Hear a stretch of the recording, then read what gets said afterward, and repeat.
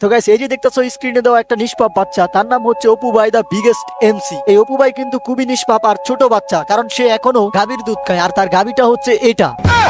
এখন এই গাভীরে আমি গাভী নাম দিছি এন্ড তারে নিয়ে আমি একটা রোস্ট ভিডিও বানাইছি। এই জন্য আমাদের দীপু ভাই আমার মেন চ্যানেলের 4টা ভিডিও উড়াই দিছে। আবার দেখলাম যে ধনের লজিক দেয়া 9 মিনিটের একটা ভিডিও বানাইছে, ওই ভিডিওর মধ্যে কোনো লজিক ছাড়া হুদাই গালাগালি করতেছে। আর অনেকে অস্ট্রেলিয়ান গাভী বলে।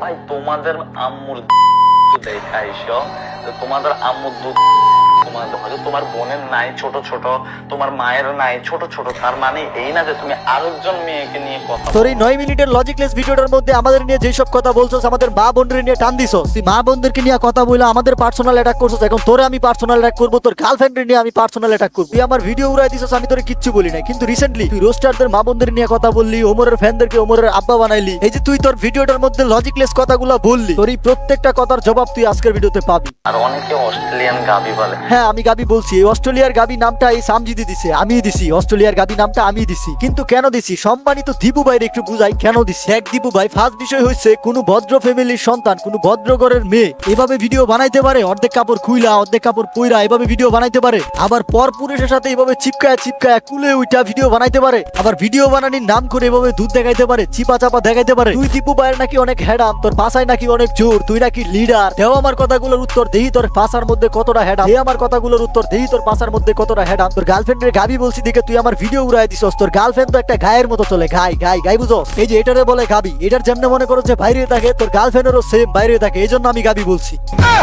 আশা করি তুই দীপু ভাই বুঝতে পারছস যে তোর গার্লফ্রেন্ডের আমি কেন গাবি বলছি। বাংলাদেশে জন্ম নেওয়াটাই মনে হয় আমার ভুল হয়েছে, কারণ আপনাদের কিছু মানুষের মাইন্ড এত চিপ, এত লেম, মানে আপনারা এত নিচে নামতে পারেন একটা মানুষকে নিচে এই প্রথম আমি তোর কথা একমত হইলাম, তোর আসলে বাংলাদেশে জন্ম হওয়াটাই ভুল হয়েছে। তোর তো আসলে জন্ম হওয়া উচিত ছিল দুবাইয়ের পল্লীপাড়ায় বসবাস করা এই মেয়ের পুটকি থেকে।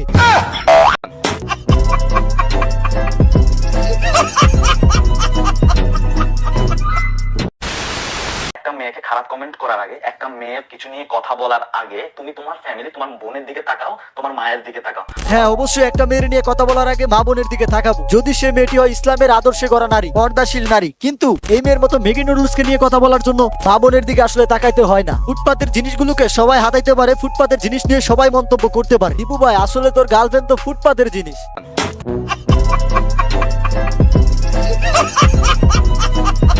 একটা মেয়েকে খারাপ কমেন্ট করার আগে, একটা মেয়ের কিছু নিয়ে কথা বলার আগে। আরে বেনলেস তুই কি বলদ নাকি? আমি তোরে কি বুঝাইতাছি, তোর গার্লফ্রেন্ড যদি একটা ভালো ফ্যামিলি থেকে জন্ম হইতো, ভালো ভালো ভিডিও বানাইতো, তাহলে কি আমি তারে জীবনে গাবি বলতাম? এই কমন সেন্সটা নাই তোর, বেনলেসের বাচ্চা, বেনলেস মূর্খের বাচ্চা মূর্খ। যেই জায়গায় তোর গার্লফ্রেন্ডই সবকিছু দেখাই দিতেছে, গাবির মতো বের করে দিছে, সেই জায়গায় আমি গাবি বললে দোষটা কি আমার? উত্তর দে মূর্খের বাচ্চা মূর্খ, উত্তর দে। বলদের মতো লজিক সারা ভিডিও বানিয়ে ডেডিকেটেড ভিডিও বানিয়ে ফেলেছি, বাল চিরে দিয়েছি। একটা চুল চিরার ক্ষমতা নাই, বড় বড় কথা বলে নাপিতের বাচ্চা নাপিতে। তুই দীপু ভাই নাপিত নাপিতই থাকবি সারা জীবন। আগে তুই চুল কাটতি মানুষের, এখন বাল কাটাস এই বটকি।